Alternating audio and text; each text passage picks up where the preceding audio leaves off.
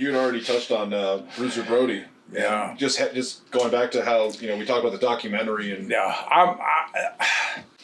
me and Frank were good friends. All right, nobody, and I would like to try to say this without names, but gonna have to say names because, in the documentary, Dutch Mantell says he left the dressing room and he probably told the truth.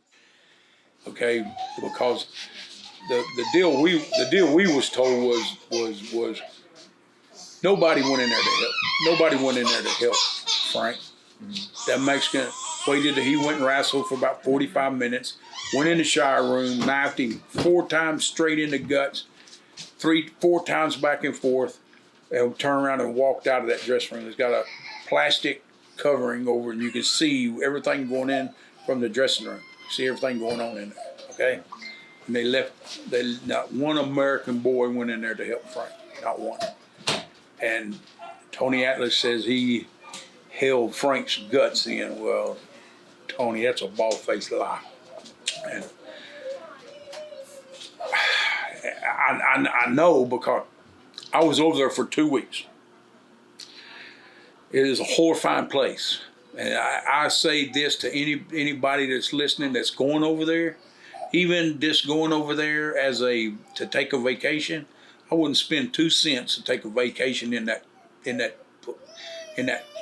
It's horrible. You stop at a stop sign, you can't. You just run it. You run it, or a red light. You run it because the gangs have jerk your cars open and jerk you out of the cars and steal your car. When I did show up over there, this is after this. That I'm sitting there. I carry a big buck knife in my bag. I sharpen knives. I sharpen Dusty's knives and Gorilla Monsoon. I sharpen. I love knives. I kept everybody's knives sharp. Mm-hmm. And I sit down in my bag my first night over there on that rock, and I'm sitting there, and that brother comes in and sits down beside me, and I said, "You ain't the only SOB that can carry a knife, buddy. I can too." I didn't never see him again. They told him, Brody was a god in Japan. They sent word. The mafia in Japan sent word to the Puerto Rico mafia. Said if you leave, if that Spanish guy leaves that rock, he's a dead man. So, as far as I know, he ain't never left. No. So I don't know. Frank Goodish would whoop your, and that's the way he was, and you took him that way. And if you didn't, you just stay away from him because. But he was a good man.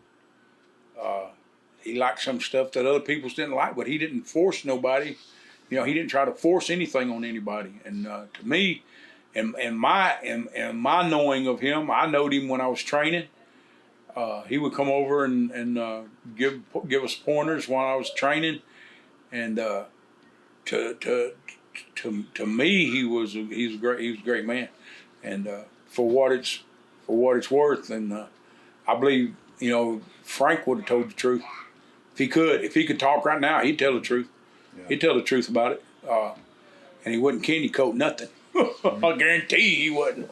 But Frank was a good guy, and most of the guys that took the time to get to know him found out he was a good guy, and I'm glad I got to know him. So I'll leave it at that. Yes, sir.